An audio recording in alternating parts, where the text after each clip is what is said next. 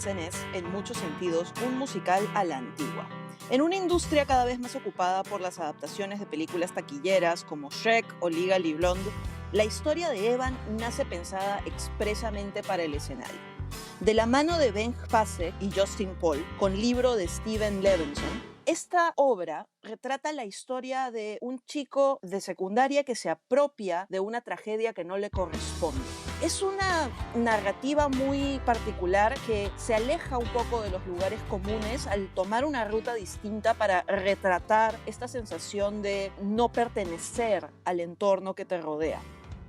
Estrenada en el 2016, fue nominada a 9 Tonys y ganó el de Mejor Musical, Mejor Actor y Mejor Musicalización, entre otros. Y por cierto, la musicalización la hizo Alex Lacamoire, conocido ahora por Hamilton y su trabajo con Lin-Manuel Miranda. Las temáticas centrales de esta obra pasan por la idea de la apropiación de la tragedia, pero sobre todo aquello que lleva a Ben Platt es el actor, aquello que lleva a Evan a apropiarse de la tragedia. Esta sensación, esta necesidad de querer pertenecer. El astrónomo Carl Sagan una vez dijo que todos somos polvo de estrellas. En ese sentido, todos nos sentimos un pedacito diminuto de polvo en un universo gigantesco. Y todos queremos sentir que pertenecemos a algo, que somos más de lo que en efecto somos. En un mundo contextualizado por una modernidad acelerada y las redes sociales como herramienta de comunicación, esto se hace cada vez más difícil. Y me recuerda a un concepto que estudié cuando estaba en la universidad, que es la idea de alienación, del sociólogo Emil Durkheim. Básicamente esta sensación de encontrarte alejado y separado de tu contexto en una situación donde no encajas. Eres como esa pieza del rompecabezas que salió mal del molde y que no logra encontrar su lugar. Creo que Dear Evan Hansen es una representación muy buena de las diferentes relaciones familiares y relaciones amicales que se generan a través de esta sensación de no pertenencia. Y ese va a ser el tema central de nuestro primer bloque hablando de Dear Evan Hansen, la idea de pertenencia y cómo se ve retratada a través de este musical. En el segundo bloque vamos a hablar un poco sobre la representación de la alienación en musicales de Broadway, particularmente centrándonos en aquellos que se dan en un contexto de secundaria, de colegio, porque creo que esa es probablemente la situación en la cual uno se siente más incomprendido, como comercial de Sin Parar. Buena. Gracias. Muchas gracias. Esa es nuestra agenda para el podcast de hoy. Me acompañan nuestros musicalitos de toda la vida. Rica Ruch. Hola, ¿qué tal? ¿Cómo están? ¿Cómo estás? ¿Cómo estás? ¿Qué tal? ¿Ya llega Rappi a Chorrillos o todavía? No, amiga, tienes que consultar la app de Rappi si es que quieres tener información de primera mano, pero yo no la reviso cada día, la verdad. Lu Caballero, desde Suburbia Americana. Hola, ¿qué tal? ¿Cómo estás? ¿Qué se cuenta el verano? Bueno, es un verano lluvioso. No sé. ¿Ya atropellaste algún venado? No, gracias a Dios. Felizmente solo se me cruzan durante el día, entonces los veo. Porque en la noche sí la verdad es que me daría mucho miedo. Igual sus ojos brillan, ¿no? Pero es como, ya te brillan cuando ya están cerca y ya es tarde. ¡Qué miedo! Antes de morir, la mamá de Bambi volteó y miró a Lucía. Literal. Lucía, tienes que llamar al primer venado que atropelles, Evan Hansen. Evan Hansen. No, ese era el pez. ¿Saben qué es lo peor de todo? Sí, Lucía mi pez que murió era Evan. Y Evan Fishson. Lamentablemente no pude estar en su funeral, pero un querido amigo lo tiró al río Hudson y le hizo un pequeño funeral y me mandó el video. No puedo. En fin. Marne, desde el pie de mi cama. Hola gente, ¿cómo están? ¿Cómo se encuentran? Muy bien, muy bien. ¿Tú cómo estás? Yo bien, tengo sueño. Te veo cómoda. De hecho, me volteé para verla y de la nada no estaba. Era como, ¿desapareció? No, pero está en el Estoy Zoom. en el piso. Yo soy Lu Tobar y hoy nos acompaña especialmente un gran amigo, maestro de canto, director vocal y graduado de la carrera de música de la UPC, nuestro querido Diego Urcia. ¿Cómo estás, Diego? Gracias, RuPaul, por invitarme. Estoy sumamente contento de estar aquí. La madre. Hace mucho tiempo estaba esperando que me llames. La verdad quería concursar, pero estoy feliz de estar aquí como jurado invitado. Como jurado invitado. Totalmente. Que en verdad es el papel más divertido de RuPaul, ¿eh? Jurado invitado. Obvio. Ujú. Hilario, Está en, uno- Diego está en- Urcia. está en la lista de mi bucket list, tipo, ser invitada y especial de RuPaul. Creo que Para todos ir y queremos, todos queremos eso. tirar shade ahí. Obvio, porque ahí tú Sí, puedes sí. criticar y nadie te critica a ti, es lo máximo. Yes. Bueno, estoy contento, realmente muy contento. Gracias por invitarme. Sobre todo con un musical como este, que es hermoso. Definitivamente. Así que volvemos en un momento con nuestra conversación sobre Dear Evan Hansen y la sensación de pertenencia o de falta de pertenencia que atraviesan los personajes en esta historia. Vamos a hablarles de musicales y analizarlos muy bien. Datos curiosos, muchas teorías y cosas random también. Mucha mierda. Como hemos mencionado ya, Dear Evan Hansen es en el centro una historia de un adolescente, Evan, que se apropia de una tragedia ajena para tratar de encontrar un lugar en el mundo para sí mismo, de reemplazar aquellas cosas que sentía que le faltaban. Ahora, quiero que nos detengamos primero a considerar la primera canción del musical, Does Anybody Have a Map? Stephen Sondheim dijo una vez que la primera canción de un musical te tiene que transmitir todo aquello que necesitas saber sobre la historia que estás a punto de presenciar. Tanto el tono de la historia, el tipo de música que se va a implementar, las relaciones entre los personajes, el conflicto que se avecina. Yo creo que para mí, personalmente, Does Anybody Have a Map, a pesar de que es una canción en la cual el protagonista no tiene una participación muy grande, hace todo eso y lo hace muy bien. ¿Qué piensan ustedes, mis estimados? Ricardo. Me parece que es una canción que engloba muy bien el mundo de ambas familias, ¿no? La familia de Connor, la familia de Evan.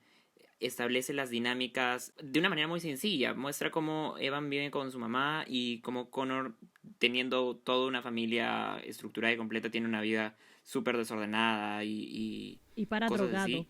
Y me parece que es tan sencilla al mostrarse este paralelo que hace que te involucres mucho más en la historia y mucho más rápido. También transmite una sensación medio universal, ¿no? Esta idea de sentirse perdido. Lu. Bueno, yo lo que quería decir era que siento que es una canción que de frente, como que tú estás sentado ahí y de frente sientes que, esto no va a ser light, ¿viste? Dices, no, esto no va a ser High School Musical, no va a ser como que... De hecho me voy a reír, pero no sé, al menos yo tuve esa sensación cuando escuché la canción, primero dije, ¡ala, qué increíble! Y luego fue como, oye, pero esto no... Esto va a estar Voy a fuerte. llorar, creo. Sí, literal. Diego, dale. La primera vez que de verdad escuché sobre el musical, no escuché primero el opening. Fui de frente con Waving, como creo que casi todo el mundo le ha pasado, ¿no? Pero viendo el musical, sí me percaté que hay un factor bien interesante porque, si bien es cierto, la primera canción siempre te tiene que transportar, te tiene que contextualizar sobre dónde estás, ¿no? Te tiene que de alguna u otra manera presentar la situación. Tanto el opening como el final de Dear Evan Hansen son anticlimáticos. No son los típicos openings ni los típicos finales. Entonces, cuando tú entras, si bien ya te están planteando una problemática y dices, ala, manja, esto va a ir por aquí, esto va a ir por acá, no te lo han planteado como un opening de Wicked, donde terminas, no sé, teniendo a una Glinda volando y ¿no? No termina Disney, no termina arriba, ¿no? Entonces, es interesante eso, porque de alguna u otra manera te das cuenta que también es un musical que es bastante real. Que a pesar de que es musical, que es no es anti, pero es como con energía extra cotidiana, a pesar de eso, es algo bastante real, ¿sí? Y es interesante que planteen la visión desde el punto de vista de las madres. Sí. Porque de alguna u otra manera en los núcleos familiares son las madres realmente las que son como las observadoras de todo y que se quedan siempre calladas. No sé, es chévere. ¿Por qué darle la opción de hablar a las dos mamás y no al personaje principal? O sea, ¿por qué? ¿Alucina? ¿Por qué está sucediendo eso? Y es que también, hasta que no hay el empuje en Waving Through a Window, tú ves la historia como bueno, sí, pucha, pobrecito. No, alucina. Iba a decir que alucina que me hace acordar mucho a Bear, a pesar de que no está directamente relacionado. pero en este sentido de el insight de la mamá, ¿no? Donde canta como que esta canción, nadie, no me acuerdo cómo se llama en inglés, la peor soy, pero cuando dice nadie me dijo, y tipo, y te pones a pensar que, claro, que es cierto que las mamás son las que callan, las que ocultan, y de repente también nos lleva un poco a pensar qué callan y qué ocultan, y nos lleva un poco por el lado de cómo las cosas que le suceden a las personas, ya sea en el caso de Bear, que fue como la homosexualidad, o en este caso que son las enfermedades mentales, ¿sería enfermedades mentales? Trastornos, ¿no? Sí, en verdad, sí, depresión, ansiedad social. Ok. En verdad, la vida cotidiana también es. Claro, pero me refiero a que podríamos dar un diagnóstico a Evan, ¿no? Dentro de todo. Y cómo eso, o sea, creo que nos grafica también la presencia de la vergüenza que hay por esto en la sociedad. O sea, Ujú. si haces un paralelo, hay la misma vergüenza que sentiría una madre por un hijo homosexual dentro de esto y te pones a pensar en lo fuerte que llega a eso. Y creo que por eso es que el musical también es tan fuerte, ¿no? Porque nos presenta como dice Diego, lo cotidiano. O sea, qué cotidiano es tener esta vergüenza. Ujú. De hecho, lo que decía Diego me hizo pensar en la idea de la superrealidad y cómo los musicales lo que hacen es amplificar la intensidad de la realidad. Quería comentar que la primera vez que yo escuché el opening de Diego Aran Hansen me pareció un poco extraño, porque como dice Diego, no es la forma típica en la que empieza un musical, ¿no? Es medio atípico. Y me pareció que dentro de todo es una canción que engloba lo que quiere decir el musical, que engloba la idea central del musical, que es esta de que nadie sabe qué está haciendo, todos estamos haciendo las cosas en la marcha, ¿no? Estamos improvisando. Muy relevante ahora. En la vida, sí. Tal cual. Tal cual. Y me parece súper valioso el hecho de que hayan tomado la decisión de no hacer un opening increíble y grande, porque creo que eso sería salir de la convención de este musical, en el sentido que es un musical muy realista, es un musical que no es una parodia como quien diría Hairspray, no es un mundo fantástico como quien diría Wicked, es lo cotidiano, lo real, como comentaba Diego, y es precisamente por eso que creo que va perfectamente con el musical, porque siento que no iría en el código un opening como el de Waitress o como el de Wicked, que en este código, porque es un código mucho más naturalista. Entonces, bueno, Waitress tiene su intro chiquitito al inicio, que es súper soft, y también tiene un código bastante realista, pero Dear Evan Hansen creo que lo lleva más a lo cotidiano, cuando un musical siempre suele ser mucha pompa y mucha circunstancia. ¿Así se dice? ¿Pompas y circunstancias? Sí, ¿no? Sí. Mucha pompa y mucha circunstancia. Y lo lleva a lo tranqui. Y yo creo que a pesar de que no canta Evan, la idea que se cuenta en esta canción va perfectamente con todo el tema interno de Evan. Y creo que Ricardo tiene algo que aportar en torno a eso. Amigo, te doy el pase. Sí, de hecho, justamente lo primero que escuchas como espectador de la obra no es la canción de Anybody Have a Map, sino escuchas el tema de Evan, que es con el que empieza Waving Through the Window, que te mete a esta sensación de, ok, estamos viendo el mundo de Evan, ¿no? ¿Qué está pasando con él? Y luego recién entra la mamá y luego recién pasa esta canción. Entonces, también, como dice Diego, te mete en esta situación de ver cómo el conflicto interno del personaje afecta en cómo lo perciben los demás. Por esto mismo también de que los conflictos son bien internos, ¿no? Eso mismo hace que la música tampoco no sea pompas y circunstancias, pues. De hecho, me cuesta un poco pensar en otro musical donde lo primero que escuchas no es canción, sino es texto. Porque antes de Does Anybody Have a Map tienes una pequeña conversación entre Evan y su madre. Rent. En Rent. Empezamos, Claro. claro.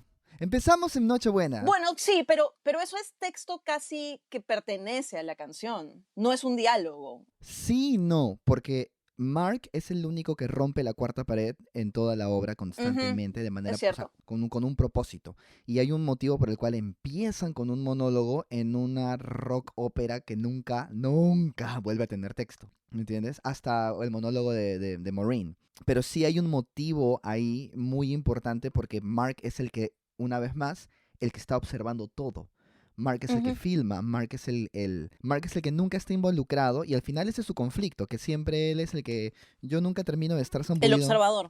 Exacto, él siempre termina como que en el tibio y es lo que finalmente le recrimina también Roger, ¿no? Pero lo interesante también de Dear Evan Hansen es que empiezan con una canción mostrando a los personajes en un conflicto cotidiano, aparentemente cotidiano, pero podríamos decir que el opening que nos lleva a entender que realmente esto va por otro lado, justo es Waving Through a Window, porque se genera esta especie de espacio dentro del espacio. Apenas empujan a Evan, ya no estamos en el espacio externo, sino que estamos en la mente de Evan. Entonces ahí te das cuenta la diferencia de el día a día fuera de la cabeza de Evan y lo que sucede realmente dentro de la cabeza de Evan. Y ahí empieza la diferencia en el musical. Y para mí esto también colabora con por ejemplo, estábamos hablando de Wicked y en la primera canción de Wicked tú descubres que todo lo que vas a ver de ahí en adelante es básicamente el punto de vista de Glinda. Porque no solamente es la historia jamás contada de las brujas de Oz, pero es la historia jamás contada de las brujas de Oz desde el punto de vista de Glinda. Ella está contando la historia. Y todo lo que ves a lo largo de la obra está teñido por esa idea. Gracias, Josema, por mi clase del otro día donde hablamos de esto. Toda la obra está teñida por esa idea. En cambio, en Dear Evan Hansen tienes varios saltos de perspectiva, donde cuando estás viendo el mundo interno de cada uno de los personajes, no solamente Evan, su mamá, la mamá de Connor, sino también la hermana de Connor, cuyo nombre nunca me acuerdo. Zoe. Zoe. Gracias, Zoe. Zoe, no soy Zoe. Perdón, tengo una amiga que se llama Zoe, en fin. Ya. Zoe. Acuérdate de Zoe 101. Nunca vi esa pendejada. Era buenazo. Tal cual, Lucía, así empieza. Obvio, sí empieza. Obvio. Now you see me standing here. De acuerdo, pero el punto siendo que, como decía Diego, es una exploración del mundo interno de los personajes y en cierta forma se podría decir incluso que la perspectiva del musical está disjointed, o sea, está fragmentada. Y eso podría ser algo malo si no fuera por el hecho de que es extremadamente coherente con el mensaje que se está narrando, que es esta idea que mencionábamos en un comienzo de sentirse alejado de aquello que tienes al lado. Connor no se sentía conectado con su familia, Evan no se sentía conectado con su madre, a Zoe le pasaba lo mismo. Zoe. Soy. Eso pasa por no ver Zoe 101, ¿ves? Porque son así. No sean como Lucía y vean Soy 101, por favor. 101. Gracias. Y eso me lleva al segundo punto del cual quería hablar un poco, que es otra de las canciones que para mí son muy interesantes, que de hecho he leído que mucha gente se la saltea cuando escucha el soundtrack, pero a mí me parece trascendental, por lo menos en términos narrativos, que es To Breaking a Glove. Ah, su madre. Uf, es un canción, ¿no? ¿Verdad? Yo me lo salteo. Sí, no. Yo tengo un nudo en la garganta aquí con esa canción. Claro que ya con So Big, So Small ya entro en llanto, en necesidad de Xanax. El o sea, que no como, llora por con esa favor. canción no tiene viejita. No, exactamente. Pero lo siento para los que no tienen en este Sí, momento. qué horrible. Sí. Pero, qué horrible corazón, hermana, O no. nunca ha tenido, ¿no? Nunca ha experimentado ese amor de madre. Es igual. Pero, claro, Breaking the Glove es, y de por sí también lo dicen dentro del nombre, la metáfora, o sea, Ujú. cómo romper con un caparazón. Y seamos honestos, normalmente los viejos, los papás, son los que son, Duros. normalmente, son los más duros, los que les cuesta un poco ser más sensibles a la hora de poder comunicarse con los hijos. Y como, en este caso, el papá de Zoe, al ya no tener a su hijo, trata de tener esta conexión con Evan. Y Evan, al no tener nunca a su hijo, es como, de verdad, un roto para un descosido. Tal Fue cual. como, ¡guau! Sí. Y se trata también de esto de encontrar dónde encajas, ¿no? Porque ellos están buscando esa pieza que han perdido. Evan la perdió cuando su papá se fue, el papá de Connor la perdió cuando Connor murió, entonces están tratando un poco de llenar ese vacío y se encuentran el uno al otro dándose cuenta de que podían establecer esta relación distinta, pero en un contexto complicado. Yo quería comentar que no necesariamente el papá de Connor estaba buscando reemplazar la relación que tenía con Connor, porque su relación era hasta el pincho. Entonces, lo que estaba buscando recuperar en verdad era algo que nunca tuvo, que era una relación sana con su hijo. Por eso tiene el guante que se lo compró a Connor y Connor nunca lo usó. Le valió esta que su papá se lo hubiera comprado y que hubiera querido tener este acercamiento con él. Que, o sea, yo no voy a decir que, o sea, por algo Connor era como era. No es que fue gratuito, no es que Connor llegó a esta familia siendo un concha su madre, sino que algo durante su desarrollo claramente lo aisló de su familia y lo convirtió en un fumón. Pero el tema aquí es que el papá de Connor busca recapturar esta idea de la relación idílica entre un padre y un hijo a través de esta metáfora que es muy gringa, que es la del guante. Porque claro, quizá con una persona que no está tan vinculada a la gringitud o al béisbol, tipo es un poco ajeno, pero para los gringos el béisbol es muy importante. Y esta idea de jugar catch con tu hijo es algo con lo que se forjan las relaciones padres e hijos. Entonces es un momento muy importante en la vida de un niño cuando su mamá, cuando su papá le regala su primer guante de béisbol, y es todo bonito. Claro, el equivalente un poco sería la pelota de fútbol, ¿no? Aquí es... O los chimpunes. O los La típica de los chimpunes. chimpunes, que están más duros y tienes que... Claro. Ahora, eso te lleva a pensar también a las expectativas que tienen los padres acerca de sus hijos, ¿no? Porque si te das cuenta, y no quiero herir sensibilidades de nadie, pero yo sé que mis papás escuchan el podcast. Hola. Hola. Los queremos. Ahora sabemos que sus papás escuchan el podcast. Hola, señores gatos. A lo que voy es que creo que, bueno, no lo sé porque no soy madre aún, pero me imagino que cuando tienes un hijo te crea ciertas expectativas en tu cabeza, ¿no? De repente, quién sabe, nuestros padres como que ingenieros pensaban que íbamos a ser abogados y yo como artista quiero que mis hijos sean artistas, ¿no? Entonces, de repente quieren salir científicos y yo digo, bueno, ¿en qué están, no? Pero bueno, hay que, o sea, no sé.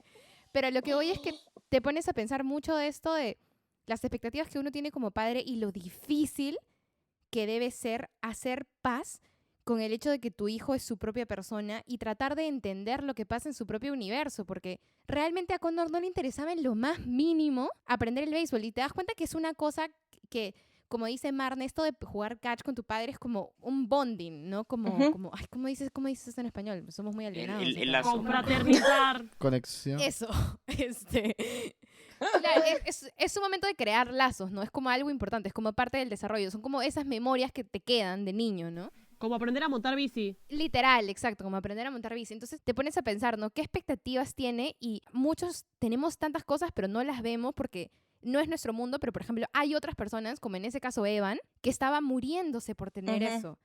Y te pones a pensar, en verdad, qué curiosa es la vida en ese sentido. También tiene mucho que ver con una palabra que usó Mariana, que es idílico. Mariana. Marne. Una palabra que usó Marne, que es idílico. Mucho de esto es una idealización, ¿verdad? De la relación perfecta entre padre e hijo que ambos quieren proyectar, tanto el papá de Connor como Evan. Parcialmente sí estoy de acuerdo, pero lo que sucede también es que, por eso es que creo que es tan importante que el musical empiece con la perspectiva de las madres, es porque como hijos nos es muy, entre comillas, sencillo poder decir, no me estás terminando de ver, pero también nosotros a los hijos, recién ya con los años, nos damos cuenta que ellos están tratando de conectar de la manera en la cual ellos pueden conectar y saben conectar. No saben conectar de otra manera y les toma tiempo, les cuesta poder comprender. Algunos se frustran mucho más porque no han tenido las herramientas emocionales para poder hacerlo. Entonces, ese es el asunto. El viaje de ellos no se terminó cuando tú naciste. El viaje de ellos continúa. ¿Alguien tiene algún maldito mapa por donde se supone que tengo que llevar esta situación? Y básicamente en eso se resume el opening del musical. Y hay una carga de responsabilidad adicional en el hecho de que como padres sienten que tienen que llevar a sus hijos a buen puerto. Y creo que gran parte de eso es lo que transmite, volviendo a Does Anybody Have a Map, la mamá de Evan en esta canción de no soy solo yo que tiene que encontrar el camino, sino cómo hago para que este niño salga de la cama y tenga amigos y sea, entre comillas, normal, ¿no? Bien adaptado, se encuentre a sí mismo, porque se siente responsable. Lu. Creo que también los padres, sobre todo los padres de Connor, se deben sentir como que, como dice Diego y como lo mencioné un poco yo, qué difícil debe ser esto y los padres solamente pueden aproximarse a una relación con sus hijos con los métodos que conocen y con los métodos que tienen. Yo considero que mucho dentro de la parte de relación padre-hijo está qué herramientas tienen los padres y qué herramientas tenemos nosotros como hijos. Nosotros como hijos, ¿qué tanto podemos expresarnos? ¿Qué tanto podemos sentarlos y decirles, papá, me está pasando esto, mamá, me está pasando el otro? Y hay muchas personas que no tienen esa habilidad, que no pueden decirlo, que siento que en ese caso fue lo que le pasó a Connor y se frustró muchísimo. Y en vez de buscar otras formas porque nadie sabía cómo relacionarse con el otro, la relación se rompió. Y es ahí donde el padre de Evan, viendo cómo le faltaba, perdón, el padre de Connor, viendo cómo le hacía falta esa conexión, lo lleva a buscar esta situación idílica, porque ya no sabe cómo conectarse con su propio hijo. Tal cual. Y algo que yo agregaría a eso es el hecho de que, al igual que en otros musicales, como por ejemplo Next to Normal, lo que retratan es una familia nuclear donde las personas comparten un espacio, pero no logran compartir realmente sus mundos internos. Y por eso me parece tan interesante que esté tan fragmentados los puntos de vista a lo largo del musical. Que es muy interesante esta idea de desconexión entre Connor y su papá. Si nos vamos a esta canción To Breaking a Glove, nos damos cuenta que la idea que tiene el papá de Connor de ser papá es, así como lo acabo de decir, es una idea, es un concepto, es quizá la forma en la que él se relacionó con su papá. Y quizás durante su crecimiento, Connor demostró que era un niño distinto, que no compartía las mismas aficiones que su papá y que su abuelo, y seguramente esa fue la desconexión que generó que él se hiciera tan aparte, que se volviera tan apático, tan renegón, tan jodido. Porque la persona que es Connor no es gratuita, como yo decía, él no nació siendo la persona que es, sino que se fue construyendo a partir de las relaciones básicamente con los padres, porque las relaciones con los padres es tu primer referente de tu relación o de cómo se deben relacionar las personas. Estoy viendo muchísimos capítulos de Super Nanny y he aprendido mucho sobre cómo criar a los hijos, así que si algún día tengo hijos, Lo que hace la cuarentena. lo que hace la cuarentena tal cual. Y muchas de las cosas que los niños hacen es por imitar a sus padres, pero también muchas de las cosas que hacen es contraria a las expectativas de lo que sus padres esperarían. Entonces creo que es en ese encontronazo que el papá de Connor se pierde. Se pierde totalmente de disfrutar a su hijo, se pierde de compartir con él, porque seguramente le estaba imponiendo a su hijo un tipo de relación que no era la relación que iba a poder tener con él, porque seguramente era una persona con gustos o metas o simplemente un carácter distinto a él. Y probablemente en algún momento tiró la toalla. Dos cosas importantes antes de cerrar este tema. Primero, que me llama mucho la atención y me parece muy bacán la forma en la que hablamos de Connor, porque en el musical realmente tú nunca conoces a Connor, ¿verdad? Conoces la idea de Connor, conoces a Connor a través de otros personajes. Y de esa misma forma, cuando hablamos ahora de Connor, hablamos con suposiciones, porque Connor es más un concepto que un personaje realmente a lo largo de la historia. Incluso las intervenciones que tiene son mediadas por el tema de Evan. Y antes de decir mi último punto, Diego. Es interesante también ver que el enfoque de realmente todos gira a partir de sus propios conflictos, ¿no? Y puedes tener ejemplo el mismo Evan, que realmente nunca se cayó del árbol. ¡Spoiler! Sino que realmente fue un intento de suicidio. Y Connor muere porque se mata. Pero ¿qué lleva a una persona también al punto de querer matarse? Ya no solamente es un no me conecto con mis padres y no es un no puedo terminar de vincularme, sino que ahí había algo más que nunca se llegó a prestar atención. Entonces, al final, Connor se vuelve la manifestación mental de Evan cuando canta con él, porque él muy en el fondo sabe que lo que los conecta es que los dos han estado en ese punto de querer matarse. Entonces, creo que como que también ahí hay algo más, ¿no? Porque todos ven lo conflictivo de Connor, como lo describe de repente Zoe, porque no eres el monstruo que yo pensaba que eras. Sí, Lu.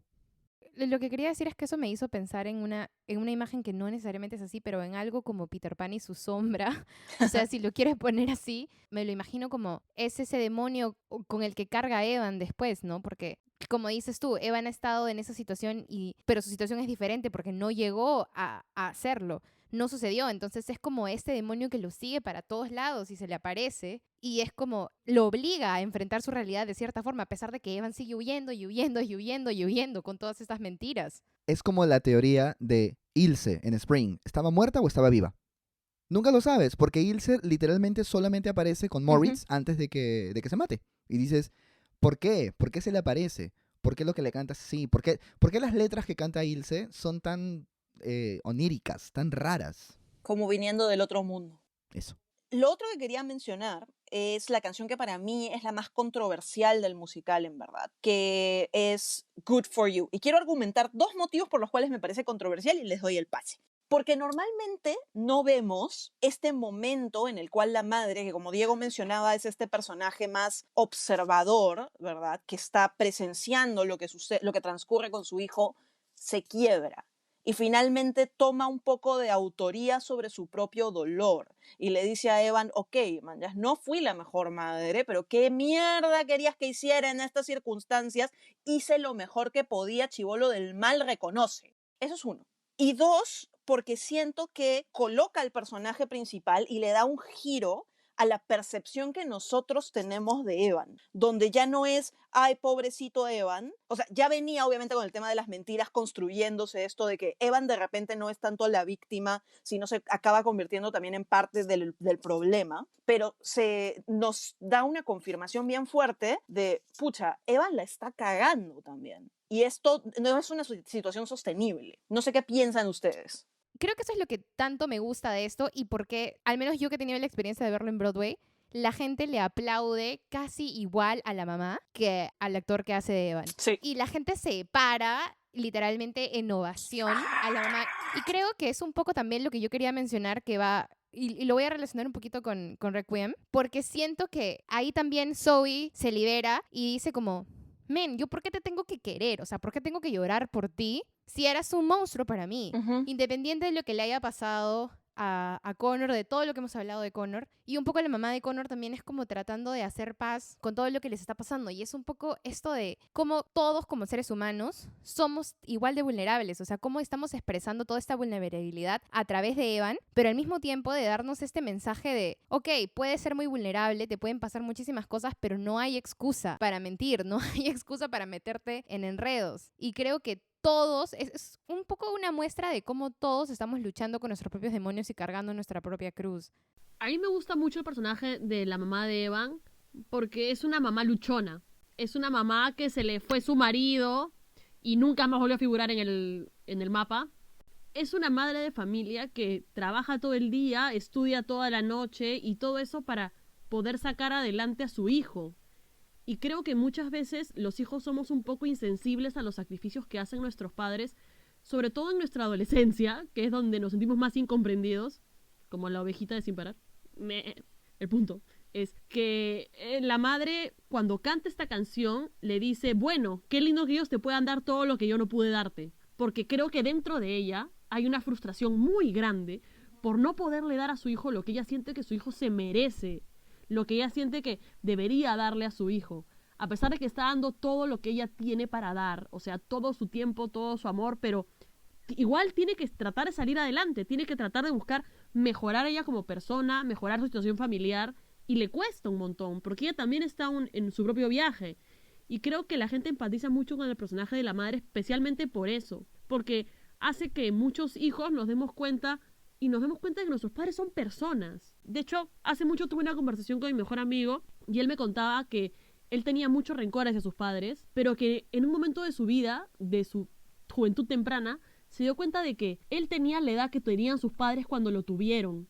Y se dio cuenta de que eran personas, son seres totalmente falibles, no son figuras de autoridad máximas que no cometan ningún error, son humanos igual que nosotros. Y muchas de las cosas que nosotros podemos pensar que nuestros padres nos cagaron o nos jodieron, en verdad eran ellos tratando de hacerlo mejor, porque no hay un mapa sobre cómo cuidar a los hijos y cada hijo es un tesoro distinto, o sea, no vas a tener el mismo mapa para un hijo que para otro, ¿man?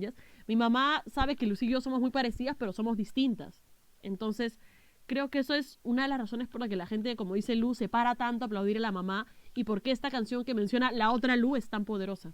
Esto de las dos luces es siempre un problema. Diego. Sí, lo que sucede un poco con Good For You, muy al margen de la catarsis de la mamá de Evan y de ver también la transformación de Evan o de la idea que teníamos de Evan, es que también va acompañado de que, mira, por más que Evan no sea el bueno o el malo 100% de la obra, lo vuelve mucho más humano también, hasta cierto punto, porque las decisiones que toma, que claramente no han sido las adecuadas o las correctas, claramente repercuten completamente dentro de su entorno. Y es un poco lo que también pasó con Connor. O sea, Connor se mató y el mundo de todos se vino para abajo. Entonces sí es cierto que la canción está puntualmente por un objetivo, ¿no? El plantear eso. Pero también yo creo que la base del musical, que tiene que ver con el generar conexión, el generar la comunicación, el generar puentes, se resalta una vez más, porque probablemente la madre ha tratado de mantener y sostener una imagen de manera forzada por la situación que le tocó vivir y que ya no puede sostener más. Y eso se conecta mucho con lo que estaba diciendo Marne sobre la idealización, ¿verdad? Tenemos este concepto idílico de cómo queremos que sea nuestra vida, este mapa mental, para volver a la idea de los mapas, de lo que queremos de nuestra vida, y eso no siempre va a encontrar un correlato en la realidad, en las personas que nos rodean. El depender tanto de esa idealización, de repente es parte de lo que hace tan difícil las conexiones entre los miembros de estas familias y los lleva a irse en direcciones opuestas o no llegar a cruzarse. Cerramos con esto este bloque sobre los temas centrales que hemos encontrado en nuestro análisis de Dear Evan Hansen. En el próximo bloque vamos a hablar sobre otros musicales que tratan también temáticas similares. Pero antes de eso les quiero presentar un nuevo segmento.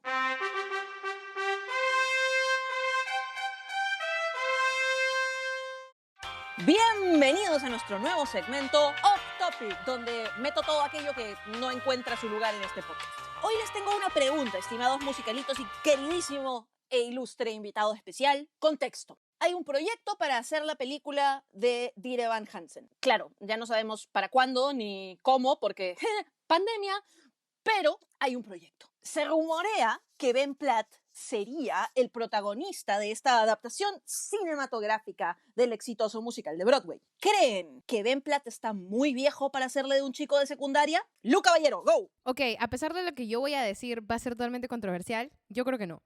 ¿Por qué? Porque, gente, te cuesta años conseguir el nivel que tiene Ben Platt. Voy a cumplir 27 años y espero todavía poder seguir actuando bien entre mis 30. Además, la gente que está en Mean Girls, la que hace de Karen, tiene 40 y tantos, ¿ya? Y se le ve regia, divina, empoderada. Y yo sé que pueden decir que le están quitando el espacio a la gente joven, pero la gente joven tiene bastante tiempo para llegar. Aparte que mientras entrenan, les va a tomar bastante tiempo. Así que yo creo que Ben Platt no está viejo, porque aparte es súper joven también. ¿Qué onda? Tiene 26. Ya, pero igual es joven, mañas. ¡Es menor que yo! Otra cosa es que creo que él, como generador del rol, es una muy buena opción. Y además es un artista completísimo, la verdad. O sea... Ricardo. Yo estoy en contra. ¿Por qué? Dirán ustedes. Porque somos nosotros las mismas personas que decimos casteen bien a las personas. Y pues estamos diciendo que una persona de 26 tiene que hacer el papel de alguien de 14 o 16 años. No sé, la verdad, cuál es la edad aproximada de Evan Hansen. 17. Entonces, coherencia, ¿no? O sea, sí, Ben Platt es un actor de concha de su madre, canta increíblemente bien, pero también hay gente que puede hacerla bien. No digo que tengan la misma técnica, la misma calidad de, no sé, años de práctica y todo esto, pero hay personas definitivamente que lo van a poder hacer bien. Ya hay muestra de que los Evan Hansen que han estado en Broadway, que han sido chibolos, lo han hecho de concha de su madre. No me parece excusa que no vayan a poder castear a alguien con igual de talento de Ben Platt. O sea, nadie va a tener el mismo talento que de Ben Platt, pero algo se va a conseguir y yo creo que va a ser de una excelente calidad igual. Diego. Yo sí estoy completamente de acuerdo con que Ben Platt haga de Evan. Voy a dar mis razones y mis motivos. Inicialmente, en el tema del caso de las edades y demás, si bien han existido buenos Evans que han podido hacer al personaje, no por tanto tiempo a diferencia de Ben Platt, y que han sido cambiados constantemente, es porque también el personaje fue hecho para Ben. Ben ya lo conoce, ¿no? De pies a cabeza, él lo ha creado, ha sido su creación básicamente. La capacidad del actor para poder llegar a crear un personaje tan complejo como el de Evan Hansen no es gratuito. Yo siento y creo que eso viene de mucha experiencia. Muchos actores y actrices de teatro y de películas han hecho de personajes en los cuales les diferencian 10 o 15 años de edad. Si fuese así, Friends nunca hubiese existido, porque ninguno realmente estaba dentro de la edad que debía ser. El personaje que hacía de Mónica realmente era 12 años mayor del personaje que realmente debía ser. Myrtle, por ejemplo, en Harry Potter, la actriz cuando hizo el personaje tenía 45 años. Myrtle. Claro, Myrtle, exacto. Pero es un fantasma, así que Myrtle en verdad tenía como 230. O sea, el tema de abrir casting y demás, o sea, yo te diría, sí, claro, abran casting para que de repente nuevos talentos se abran. Claro, si es que hablo de una obra que va a estar, digamos, 8 años más en Broadway y que de repente van a poder cambiar el personaje 10 veces más, te diría, abran casting para que 10 actores puedan hacer el personaje. Pero si va a ser solamente una única película, no es que le vas a dar el chance de la vida a una persona más que ya no esté haciendo algún tipo de trabajo. Es una película que ha sido enfocada realmente gracias al trabajo principalmente de un actor, del que se bancó la mayor parte de las temporadas, del que creó realmente el personaje. Yo creo que el afeitado, cambiado y demás, claramente puede hacer el personaje. Todavía puede. Afeitado. O sea, Idina Menzel sigue haciendo cosas y está más cocha que no sé qué, man. Marne. Yo creo, honestamente, que si los de Rebelde pasaban como gente de colegio, ¿quién somos No pasaban. para no decirle pasaban. a Ben Platt? No, pero No los pasaban. ponían. Los ponían y la serie tuvo éxito y sus temporadas y sus conciertos y toda la huevada. Porque una cosa que dice Diego es muy cierta. Este actor, Ben Platt, fue llamado específicamente para el proyecto, para el personaje, para desarrollar el personaje. Porque los dos creadores lo habían conocido anteriormente en un casting para otro musical que se llamaba Dogfight y le dijeron que era muy chibolo en ese momento para el papel para el que audicionó, pero les gustó tanto el huevón que dijeron, oye, pero tenemos otro proyecto, así que estemos en contacto. Y bueno, vemos lo que pasó. Y miren, cuando quisieron hacer la película de Rent, quisieron buscar actores más jóvenes y al final lo terminaron llamando los del cast original, salvo por Mimi y por Joan, porque no encontraban esa magia de los personajes originales en ningún otro actor. A pesar que para mí Eden Espinosa es una morina espectacular, creo que ese vínculo que había en el cast de Rent y esa relación que se creó entre ellos al sacar el proyecto adelante desde la miseria hasta la gloria, siento que valía la pena recuperarlo. Y creo que en el caso de Ben Platt también. Además que tiene una cara de bebé que parece Sí. perpetuamente joven. Si tuviera cara de viejo y hubiera como que envejecido así como envejeció Macaulay Culkin. Sí, sí, sí. Eso no es vejez, eso es crack, Macaulay amiga. Culkin. Sí, Ya.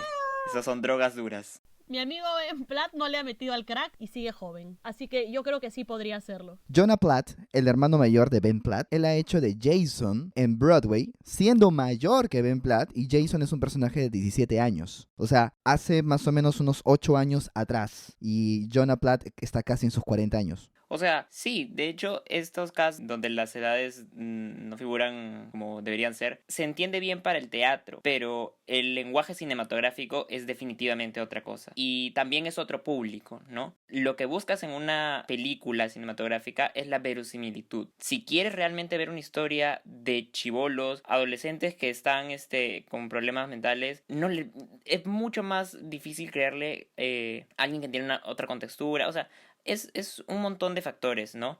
Aparte también, como mencionaban el tema del cast de Rent, no creo que solo se haya basado en el tema de la química y el feeling, ¿no? Eso también tiene que ver con temas monetarios de las productoras. Entonces, es lo más probable que Ben Platt quede, pero la discusión es otra. Si vieras el documental que está en YouTube, sabrías que sí fue por feeling.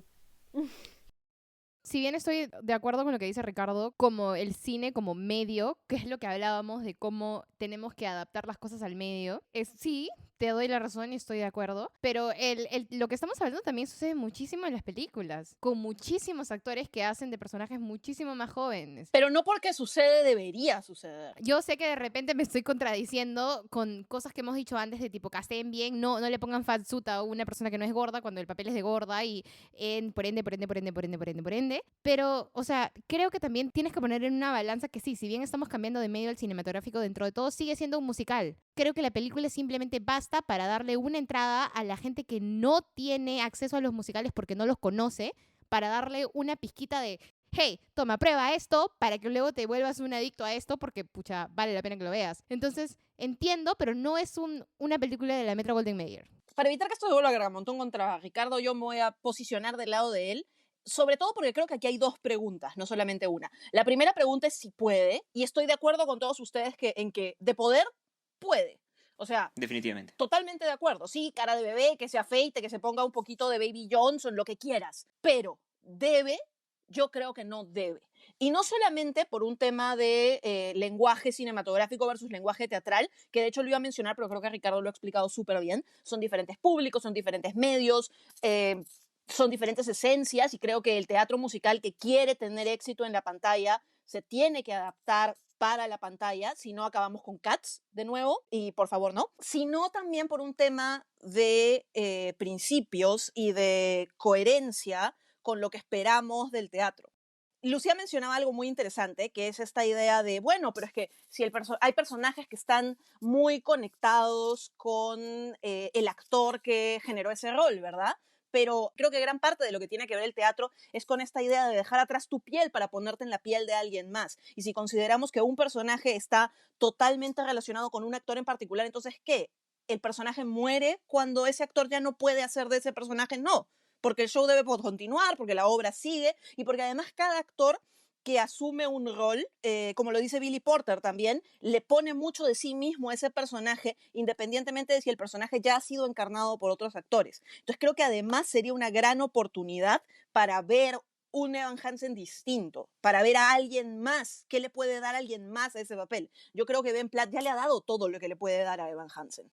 Sí, o sea, no es una comparación de repente muy, muy directa con, por ejemplo, lo que hicieron con Hamilton, porque claramente no es una película per se, pero sí hay ciertos personajes que son necesarios tener en cierto tipo de muestras, para cierto tipo de situaciones, no porque otros actores o actrices no puedan hacerlo, creo que sí pueden hacerlo, pero si no, no habrían llamado a Jonathan Groff para que haga precisamente del rey, y se habrían quedado con el rey que estaba haciendo en esa temporada, para que él sea el que salga en el en vivo. Sí, en esa época cuando grabaron en Hamilton, Jonathan Groff no era el actor que estaba haciendo del rey, y lo llamaron precisamente por el interés de querer conservar al elenco original, que es un poco lo que sucedió también con Rent. Entonces, más que nada creo que es un tema también va por ahí, si te gustaría o no te gustaría, porque de que se puede, se puede.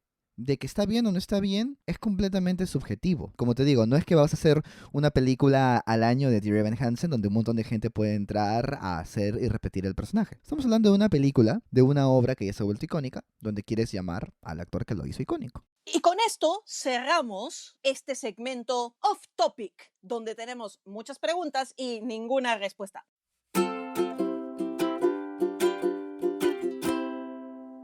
Bueno, estamos de vuelta para conversar un poco más sobre este tema de la alienación y la falta de pertenencia. Voy a hacer un ejercicio con ustedes.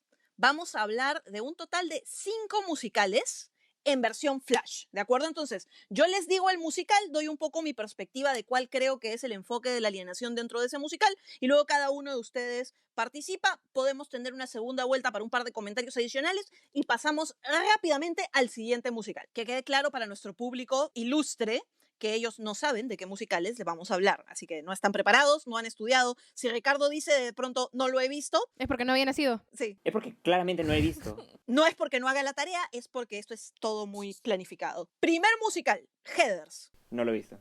Buena, mi querido, buena. Yo tampoco, pero lo he escuchado. 1 de 1. Yo tampoco lo he visto, obviamente, pero lo he escuchado. De acuerdo, Heathers es un musical basado en una película que también se ubica dentro del contexto de una secundaria americana, pero lo interesante es el tono oscuro que tiene la historia, ¿verdad?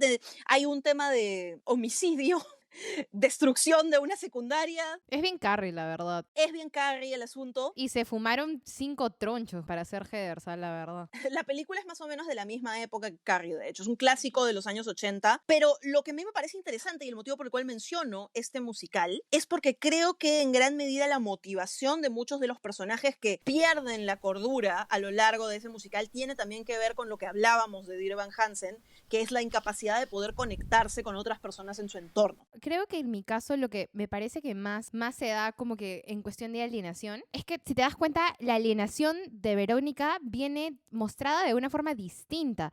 Porque Verónica no se siente parte, se siente harta, se siente que todo le es inmundo. Todo le es inmundo, sin embargo, no es la nerd que le hacen bullying. Al contrario, las Heathers la pasan, la llevan bien, la llaman para todo. Y eso es algo que a mí me pareció súper interesante porque dije, ok, este personaje no es parte de las Heathers, de este clique de las divinas, pero al mismo tiempo no es odiada. Y es como este personaje que está en el medio de ambos mundos, por así decirlo, se siente partida por sí caerle bien a las Heathers y no morir porque las Heathers están locas, o serle fiel a su otra amiga que está del otro lado, y ahí es donde empiezan todos estos conflictos y te das cuenta que la alienación no viene solamente de ser totalmente un rechazado, sino también de ti mismo y cómo tú mismo te ves y a qué decides conformarte, porque ella se estaba conformando a los estándares de la sociedad donde le conviene llevarse bien con la gente popular en vez de estar en contra. para que no le hagan daño. Es decir, bien Mean Girls. Sí, de hecho sí, es un antecedente de Mean Girls bastante interesante.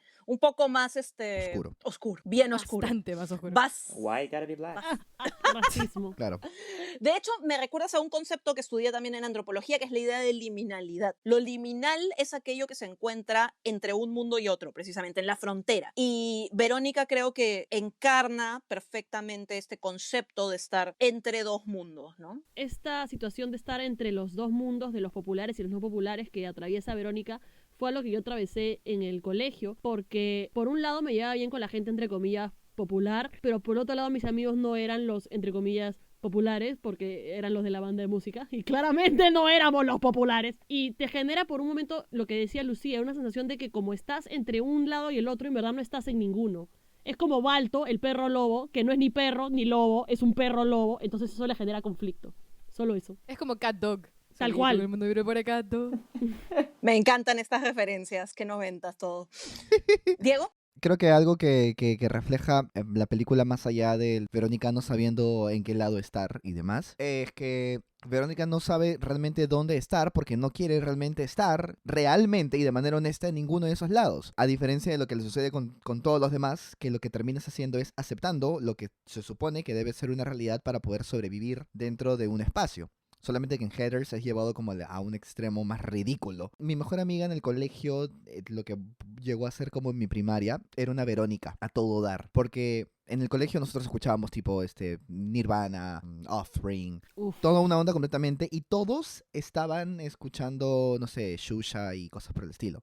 Entonces, nunca ni siquiera llegábamos a ser, o sea, no éramos considerados como que, los populares, no. Simplemente éramos como los dos bichos raros, pero que ni siquiera eran raros, ¿me entiendes? Eras como el outcast, como que naciste viejo, naciste cansado, naciste y no te pusieron pañal. Naciste con hipotecas. Tal cual, tal Como cual. Montserrat. Entonces, yo creo que es un poco lo que le sucede también a Verónica. Es como que esta vaina, o sea, y quieras o no, de alguna u otra manera termina cediendo, ¿no? Que es un poco lo que va sucediendo. Lu, dale.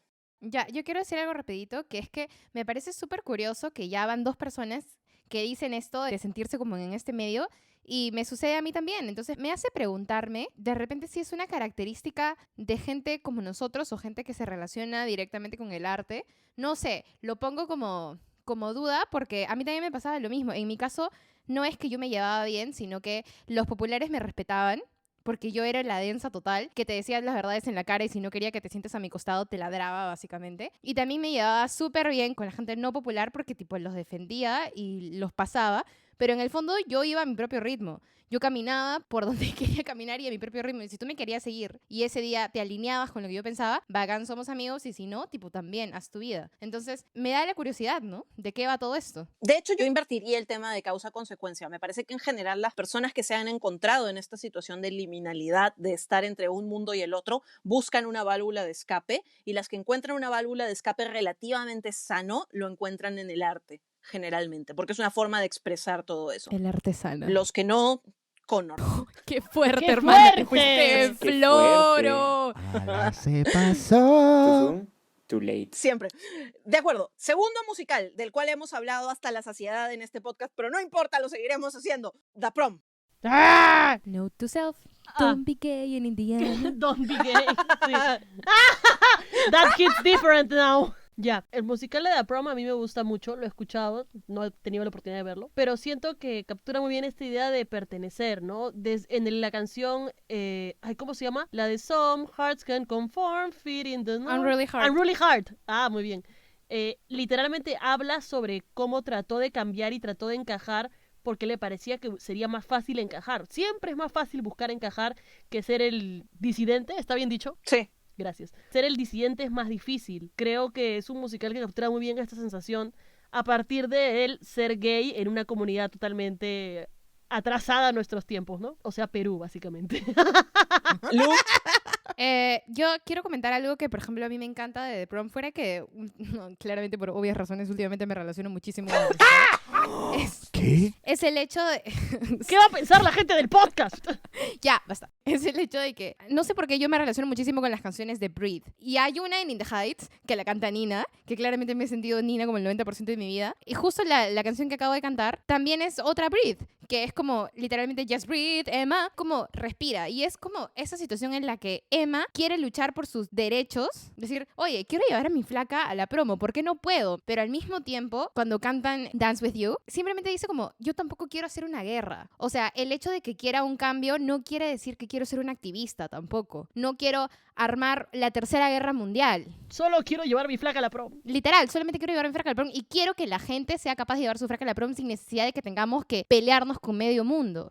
Y creo que eso es lo que ella dice, y esta es una alineación distinta. Primero porque la juzgan por su orientación sexual, claramente. Porque está inmersa en un mundo de suburbia donde no puede salir. Ella misma lo canta. Dice, ser gay es cool en San Francisco, pero acá es una mierda. Y tipo, no lo seas, man.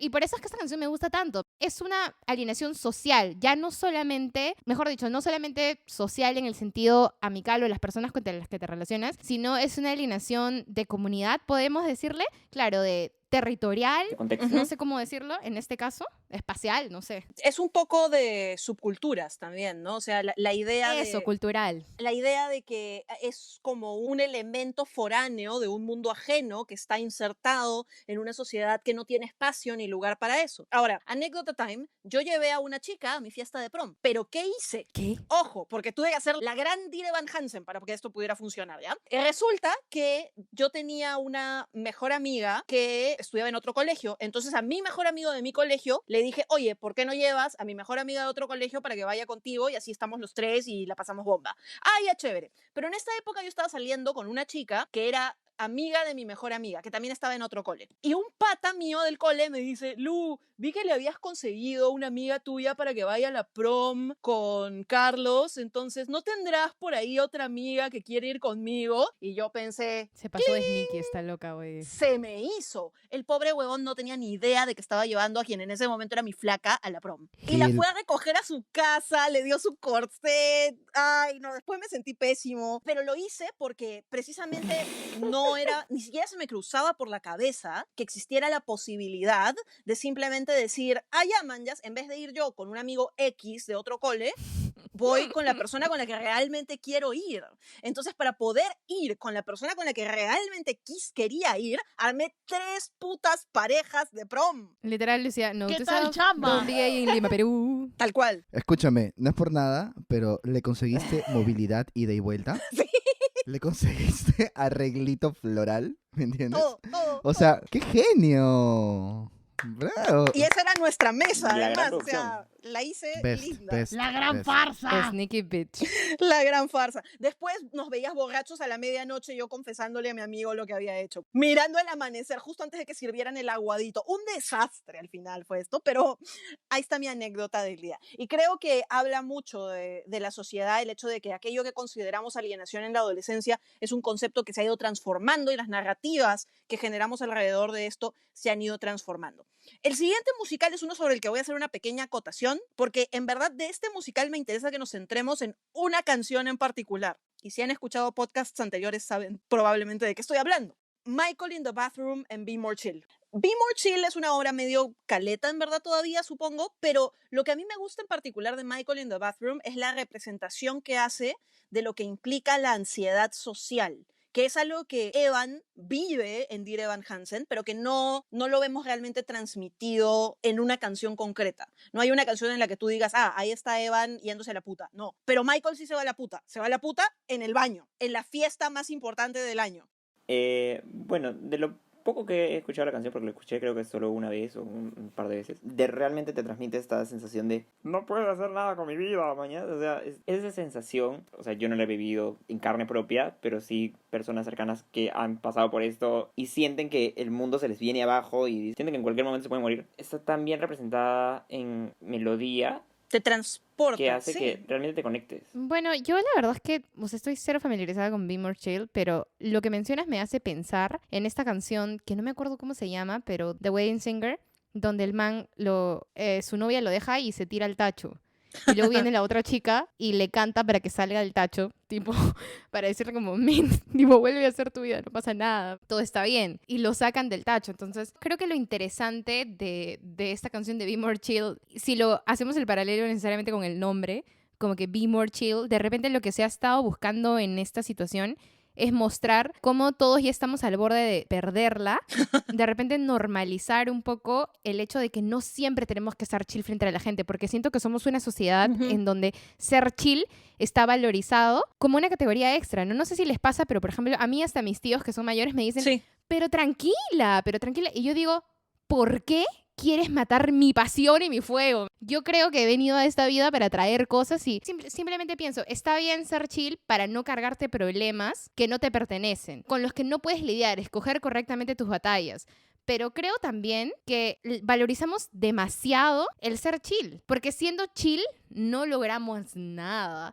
Y aparte, no podemos ser chill, porque nos pasan cosas, porque somos seres humanos, porque la vida sucede. Entonces, Debo hacer una acotación brevísima al hecho de que Lu dijo que ella era la densa en el colegio y ya entendemos todos por qué. a mucha honra. Yo quiero comentar que yo literalmente he sido Marne in the bathroom porque me pasaba en algunas reuniones del colegio que me sentía tan alienada del resto de la gente de mi promoción que estaban bailando a Bahía y yo escuchaba puro punk en esa época. Entonces me acuerdo que había momentos en los que me querían hacer bailar y decía, sí, ahorita, y me iba al baño y me quedaba unos 20 minutos hasta que supiera que ya no me iban a joder con que bailara y luego emergía de la penumbra y rápidamente llamaba a mi taxi satelital y me iba a mi casa. Porque no era un entorno en el que me sintiera cómoda y de esa manera conecté muy bien con esa canción desde la primera vez que la escuché. Y como anécdota chistosa, de todas las canciones, de todos los musicales posibles del mundo, un día caminaba por el colegio donde estaba enseñando y 3 personas estaban en una esquina cantando Michael in the bathroom y yo, what the fucking fuck. Pero sí, y fue hermoso. Y creo que eso te habla de lo mucho que esta canción conecta con los adolescentes que están literalmente pasando por situaciones similares. Y hablando de adolescentes pasando por situaciones complicadas, Mean Girls. Mean Girls creo que tiene una historia que la mayoría de la gente ya conoce, pero lo que para mí marca la diferencia entre Mean Girls película y Mean Girls musical es el personaje de Janice y la canción de Janice. Que creo que lo que sucedió en el musical versus la película, que creo que es un poco lo que hablamos también cuando hablamos de Legally Blonde, de cómo se transmitió y se transformó a otro medio y se mejoró. De repente, en el caso de Mean Girls, siendo una película tan de culto, Icónica. de repente no podemos decir enteramente que el musical es mejor, pero creo que lo que sí pasa es que el personaje de Janice tiene muchísima más profundidad, porque en la película se le ve como la leca densa, pero densaza, que solamente odia la Y ni vida siquiera es nada leca. más. ¿Y ni siquiera es leca? En la película no. En la película sí es leca. No, porque al final le emparejan con el hindú del club de Le matemáticas. emparejan con el otro, tienen razón. El primo de Ricardo. Ay. A lo que voy es que creo que el personaje era muy unilateral, que es un poco lo que hemos hablado de cómo en muchos casos a los personajes solamente se les da una faceta y esa las define enteramente. Y creo que en este caso Janice era una persona que era solamente muy molesta, pero en el musical siento que se le da un poco más de profundidad, a pesar de que el musical de por sí no es profundo. En el caso de Katie, me parece que también se le da un poco más de profundidad, a pesar de que en el musical te cae mucho peor. A mí me cayó mal en el musical, más que en la película. No sé, en la película sentía que la progresión iba correctamente, como que bueno, ya le está pasando eso, pero en el musical sí me cayó muy mal, la verdad. También creo que lo que sucedió es que Katie sí sucumbe ante uno de los lados, pero es esto de no encontrarse también. Sucumbe mal. A ver, venía de África, no conocía a nadie, y su crush era el amigo que estaba por ahí y jugaba con leones bebé, ¿me entiendes? O sea, claramente no estaba preparada para la secundaria, o sea, la pobre la tuvo, pero todas en contra. Ahora, la verdadera pregunta es si en algún momento alguien está preparado para la secundaria, porque yo creo que nadie. Todos salimos de la secundaria con alguna cicatriz emocional. O varias. Ya, yo quiero comentar un poquito sobre la canción I'd Rather Be Me, que de hecho fue la primera que escuché del musical y creo que en el caso de muchas personas es la primera canción que escucharon del musical. Me parece que embarga perfectamente la idea de por qué chucha queremos todos ser chill y llevarnos bien y dejar pasar las cosas y la puta madre. Yes. Porque a Janice literalmente le llega al pincho toda esa bobada y dice, ¿por qué las chicas tenemos que ser todas nice y no sé qué? Hay que decirnos las cosas en la cara y así como Lucía hacía en el colegio, hay que decir las cosas en la cara, man, ¿ya? ¡Densa! Y a mí me han dicho muchas veces que soy una intensa de mierda. Y yo lo tomo como un cumplido. Porque tratan de hacer que ser intensa sea algo negativo, mañas. Es como que te toman las cosas muy a pecho. Pero ¿por qué no tomarme las cosas a pecho si son cosas que me importan? Si la gente está hablando de temas de de derechos de la mujer, me lo voy a tomar a pecho porque soy una mujer. Si la gente habla de temas de derechos de los animales, me lo voy a tomar en serio porque soy un animal. No, mentira. O sea, también. Pero a lo que voy es que porque me importan. Y las cosas que me importan, yo también le pongo todo mi fuego y ¿cómo dijiste, Lucía? Todo mi fuego y toda mi pasión. Pasión y fuego. Pasión y fuego, exacto. Porque me importan. Y me vale pinga ser chill. En vez de chilear, prefiero buscar la transformación de la sociedad. No sé, me parece más importante eso que chill. Bienvenidos a Pasión y Fuego con la densa, la intensa y la Lorna. Ay, ay, ay. Yo era las 3 cosas, la verdad, en el colegio.